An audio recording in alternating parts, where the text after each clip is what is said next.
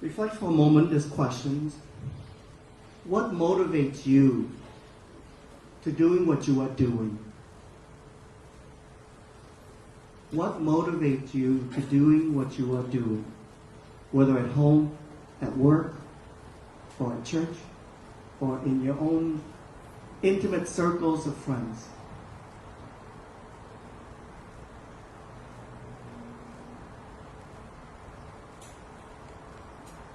Yesterday at the celebrations of the First Communion Mass for our children, I asked them to repeat a certain phrase.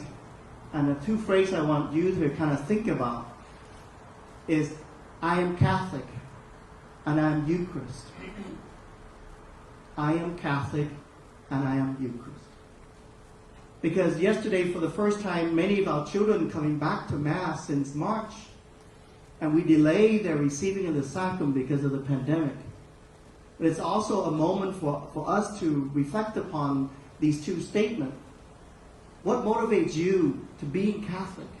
What motivates you to be Eucharist? As the way that you express your faith, as the way that you live out your journey of life. Because the Gospel of Matthew, for the past several Sundays, Peter becomes that essence figure, that model figure for us, as he dialogues back and forth with Jesus Christ in this call to discipleship, in this call to be followers of Jesus Christ. What do you want me to do, Jesus? And so Peter, being that great figure, recognizing who Jesus is as the Son of God, as the Messiah, but also Peter, one who also weakness of faith, as he walked on waters. And as Peter also searching for Jesus, his idea, his thinking, his heart. And yes, last Sunday asking Jesus, how are we to forgive people? And so today, part of chapter 20, Jesus addressed the questions as Peter asking Jesus in chapter 19 of Matthew, what good is it for us to follow you? We gave up our parents, we gave our family, we gave up our livelihood to follow you. What rewards do we get? And so today, then in Matthew chapter 20, Jesus addressed the questions using the parables to the disciples and now to Peter specifically. There's no attitudes of the landowners and the laborers. To see what motivates the laborers to do work. What motivates the landowners to be so generous, to be so good, in the way that we, in our human mind, to find it so awkward and so unfair and so unjust.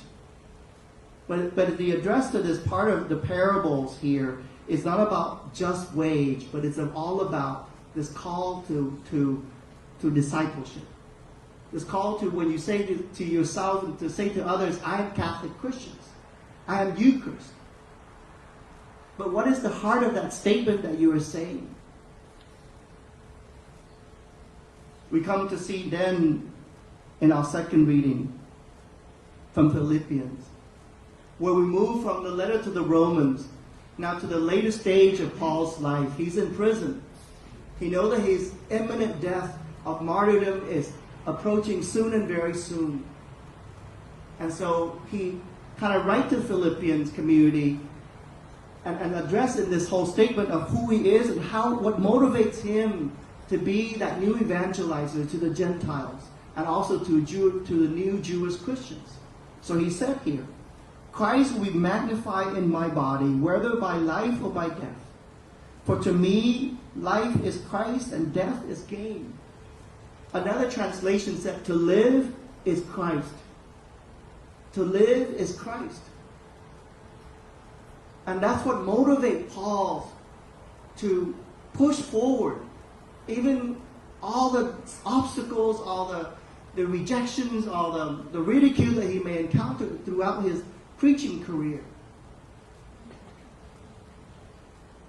He realized what motivates him is to live is Christ. And so I ask you, those of you who are catechists, Today, in a normal Sunday, catechol Sunday, we're full of our teachers from our school. And also full of our religious educators to be blessed and also to be commissioned. For them to renew their commitment, to also to evangelize the faith, but also to remember what motivates them to say that the Word of God is so important. I'm willing to dedicate my life, part of my time, out for the church. So Paul said here, as a moment of discernment too, if I go on living in the flesh, that means fruitful labor for me, and I do not know which I shall choose. And Paul faced also a question for those of you who may be living in this final half of your life, where you realize maybe I have only 5 years left to live or 10 years left to live. Is it worth living? What motivates me to live for the next 10 years of my life, or the next year of my life maybe, if that's God's giving to me? So Paul said to his community as he writes here, I am caught between the two, to live or to die. I long to depart this life and be with Christ, for that is far better.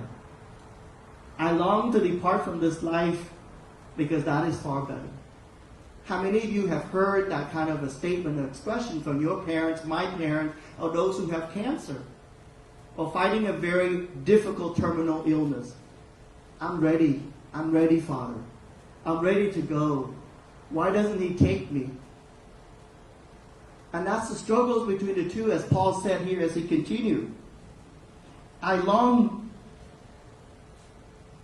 to depart this life and be with Christ, for that is far better, yet that I remain in the flesh is more necessary for your benefit. So are you here on this earth?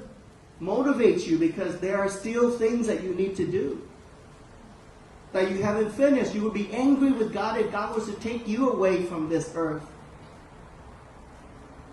Yesterday, 8 of our children received First Communion. We would be heartbroken if God taking them away, because they would say to God, I am not ready. Gian, you would not be ready if the Lord has called you today, because there's so much more that you can do for the world.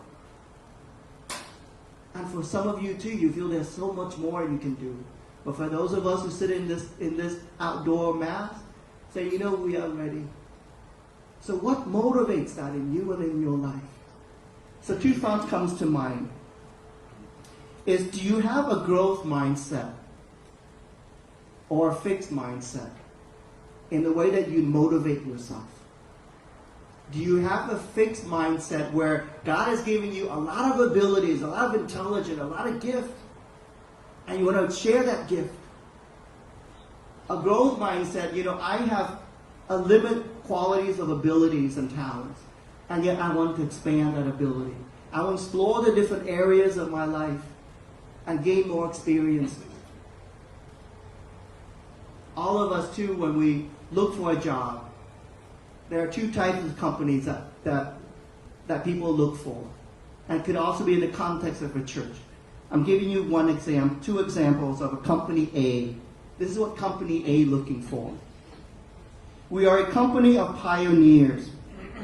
It's our job to make bold bets, and we get our energy from inventing on behalf of customers. Success is measured against the possible, not the probable. For today's pioneers, that's exactly why there's no place on earth they would rather build than here. So company A is looking for a fixed mindset, one who has a lot of talent in this particular areas, and they want to tap that areas of expertise and to expand their company further. Company B is this.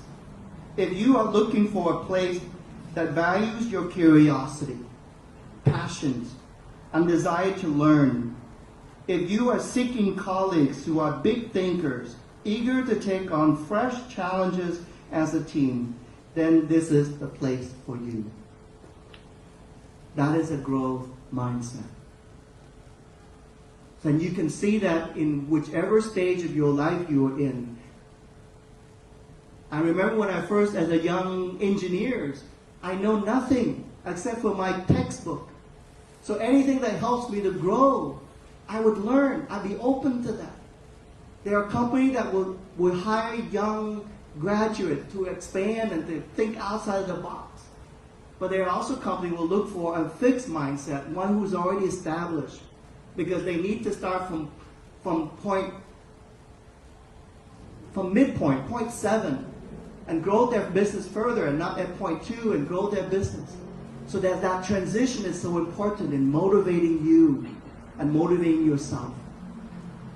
And so Pope Francis this morning in this part of Matthew chapter 20, this is what he talks about. And keep in mind that motivations of a fixed mindset, of a growth mindset, now in the context of a church. Jesus tells the landowner who goes out and calls people to work in his vineyard. So that owner represents God, who calls everyone and calls always. That is how God acts even today, and we in turn are called to imitate this attitude. God calls everyone and calls always. That is an attitude for all of us as catechists. When we say, I am Eucharist and I am Catholic Christians, we are called to reach out to every people. And that calling too can be for you and for me at any time, at any place. And we are called to be open to that journey, to be witnesses and be disciples. But what is so important here, as Pope Francis continued here? This means being open to horizons that offer hope to those stations on the existential peripheries. Those are the people who have not yet experienced or who have lost the strength and light that comes with meeting Christ. From the very first day of Pope Francis' papacy, he's asking the church to go outside of the boundaries. You and I are in the boundaries of the church because we practice our faith. We need to find that peripheries outside of our church, those who have left the church for whatever reasons. We have to look for them and call them back. And so explore deeper into the life of the church here. Very strong language. He said, the church must always be like God, always going out. And when the church is not going out, she gets sick. So the Pope Francis said, it is better for the church to be going out announcing the gospel, despite the dangers, than to grow sick by remaining closed in on herself.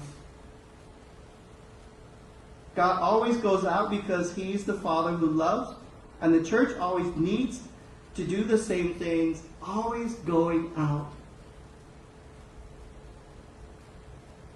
So whether you have a fixed mindset or a growth mindset, you are being called to go outside of yourself. Because the more you go inward of yourself, you become sick. Sick, what we come to know in psychology terms, you become very self-centered, very selfish, and become very narcissistic in the way that you think. And it can happen in the church too. If we only care about people on the inside of the boundary so long, or inbreathing within church circles so long, we become sick, a sick church. And so what motivates you when you say that I am Catholic Christians? When you say that I am Eucharist in the life of the church? So St. Paul said here in the very beautiful conclusions, conduct yourself in a way worthy of the gospel of Christ.